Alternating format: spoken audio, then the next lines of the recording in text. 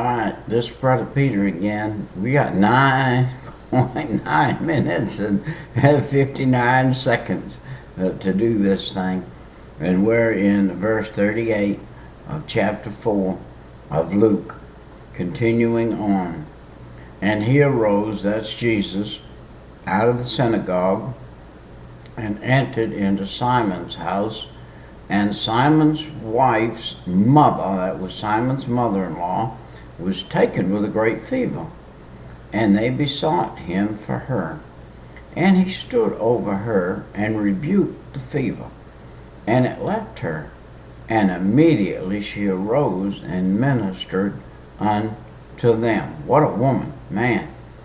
Now when the sun was setting, all they that had any sick with divers diseases brought them unto him.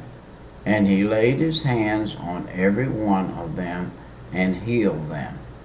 And the devils also came out of many, crying out and saying, Thou art Christ, the Son of God.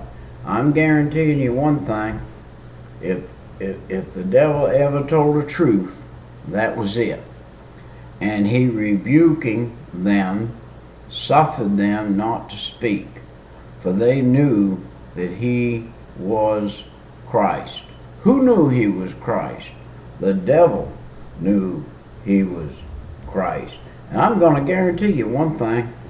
When you become a Christian, when you ask Jesus to forgive you of your sin, come into your heart and save your soul, you got a target on your back. And that target, the devil's picked it out, and he knows it.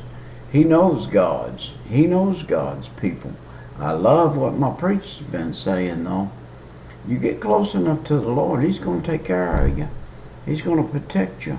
He's going to do something. I'm going to show you something right here in a second, something that perhaps you've read 100 times and never seen. Have we not read this book through? Time after time after time, we've read it through and not seen it. I know people who's read it through a dozen's time and not seen it. Let's stop and see what we're reading. Let's read what we're seeing and see what we're reading.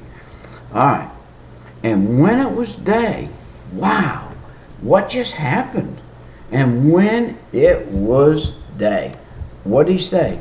At night they brought him to him, and when it was day, what did he do? He healed people all night long. No stopping point.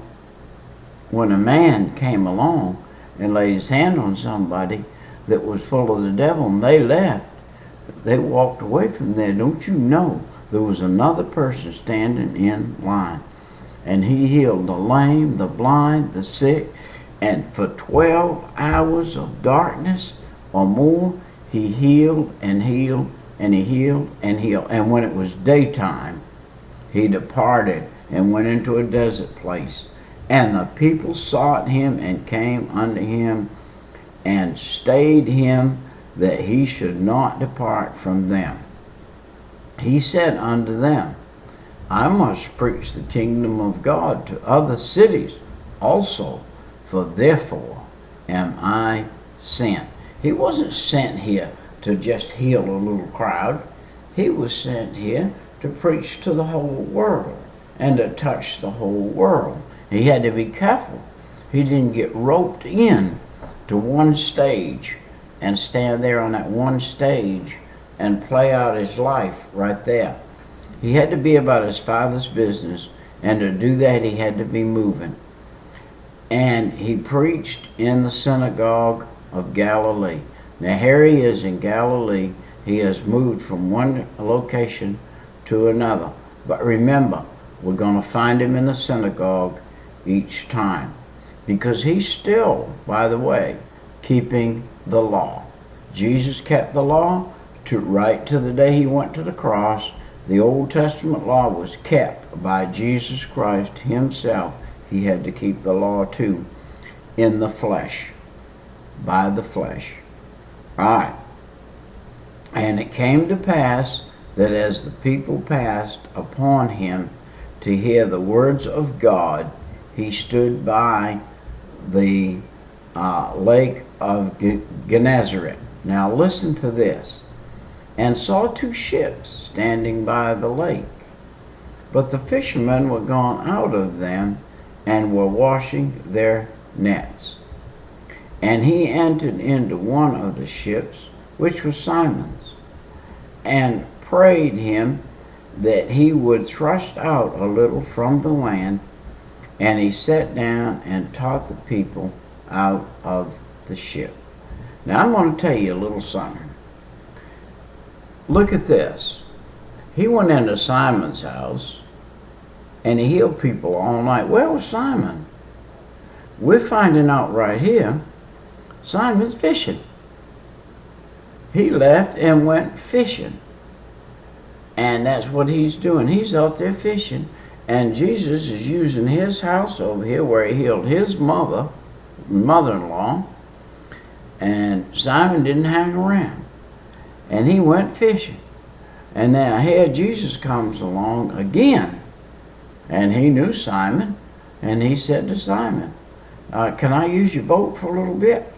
Simon said, sure can. We've been fishing all night. Ain't no point in us doing nothing else. Go ahead, help yourself, sir. Get on the bow, and I'll back off a little bit. And he preached in the synagogue, all right, and he backed off a little bit, okay. And Jesus stood on the front of the boat and preached. Now, when he had left speaking, he said unto Simon, what's he going to do?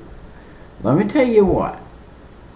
The Lord said, and early in the morning, this is when he was down there, early in the morning, and the Lord said, you meet me, and I will reward you openly. I will reward you openly. Now listen what he's going to do. He's going to pay Peter for the use of his ship. And he said, launch out into the deep and let down your nets for a draught. And Simon said unto him, Master, we have toiled all night and have taken nothing. Nevertheless, at thy word, I will let the net down. At the word of Jesus, listen to his command now. You've got to listen to Jesus if you want your life to be right. And when they had thus done, they enclosed a great multitude of fish, and the net brake. And they beckoned unto their partners, which were in the other ship, that they should come and help them. And they came and filled both ships, so that they were beginning to sink. And when Simon Peter saw it, he fell down at Jesus' knees, saying, Depart from me, for I am a sinful man, O Lord. For he was astonished, and all that were with him, at the draught of fishes which they had taken. And so was also James and John, the son of Zebedee, which were partners with Simon. And Jesus said unto Simon, Fear not, from henceforth thou shalt catch men. And when they had brought their ships to land, they forsook all and followed him. Now, Peter had those guys working with him. Those two that Jesus had called also. He called the three. He knew they were men that would finish the job. And Jesus put forth his hand and touched him, saying, I will be, I skipped something, forsook all and followed him. And it came to pass, when he was in a certain city, behold, a man full of leprosy, who seeing Jesus fell on his face, and besought him, saying, Lord, if thou wilt, thou canst make me clean. And he put forth his hand and touched him, saying, I will, be thou clean. And immediately the leprosy departed from him. And he charged him to tell no man. He said, But go and show thyself to the priest,